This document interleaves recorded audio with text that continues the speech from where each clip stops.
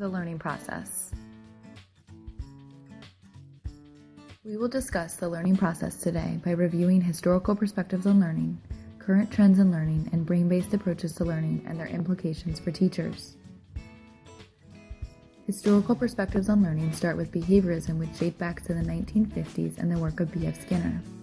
Theories in developmental stages and cognitive structures come from the early 1970s and the work of Jean Piaget. Lev Vygotsky introduced the theories of social cognition in the late 1970s along with Albert Bandura and his social learning theory. Behavior theorists suggested that the way to increase learning was through conditioning. This conditioning consists of rewards and punishments that are used in response to behaviors as a way of training students to produce only desired behaviors. A criticism of the behaviorist theory is that it discounts the activities of the brain.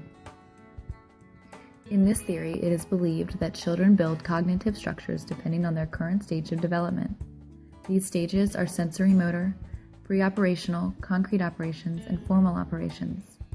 Similar to the views of constructivists, these theorists believed that changes occur in relation to previous situations that the child has experienced.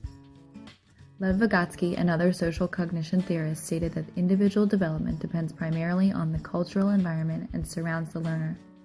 This environment includes the behaviors of parents, teachers, and siblings. These theorists felt that a teacher limits his ability to support a child's intellectual growth by not including the child's culture when learning about them.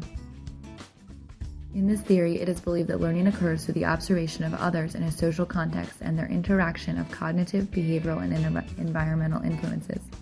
Bandura stated that 4 conditions must be present for social learning to occur: attention, retention, motor reproduction, and motivation. More recent trends in learning include the classification of learners as either perceivers or processors, as well as Howard Gardner's multiple intelligence theory.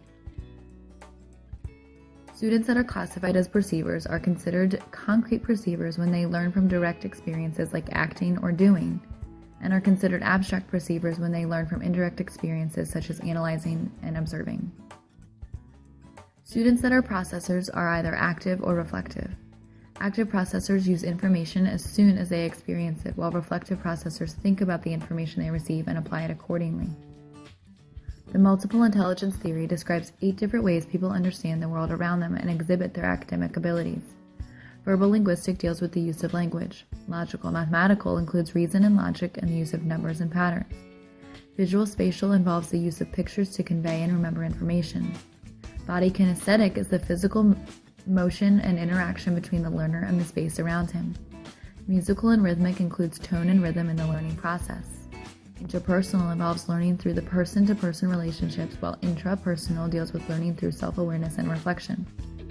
Naturalistic, similar to bodily kinesthetic, includes living things in nature. New technologies in the 20th century have provided new insight into the brain's functioning and how it applies to learning. These new findings have facilitated the shift in focus from teaching to learning. This information can be broken down into 4 categories: cognition, metacognition and feedback, motivation, and individual and social factors. Cognitive findings inform our understanding of constructivism, which describes how new knowledge and understanding is based on prior connections. New research has also provided insight into the brain's ability to apply what has been learned in one context to another. The strength of prior learning connections is directly linked to a student's ability to make and transfer new connections.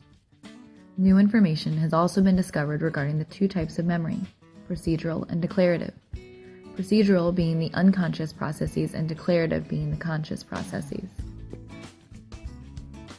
Metacognition refers to one's ability to anticipate his or her performance on a task and monitor his current level of understanding. Brain researchers have provided insight into the way our brains think about thinking and how teachers can encourage this behavior in the classroom. Feedback was discovered to be a tool in helping students feel valued and cared for in the classroom. These feelings release neurotransmitters of pleasure in the brain, which allow students to enjoy their work more. Motivation in students is described as their aspiration to learn.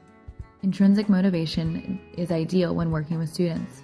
Brain researchers have discovered that students are more motivated to learn when they are able to make strong connections between new material and information they already have. These connections create meaningful experiences and promote motivation in students. Created using Powtoon.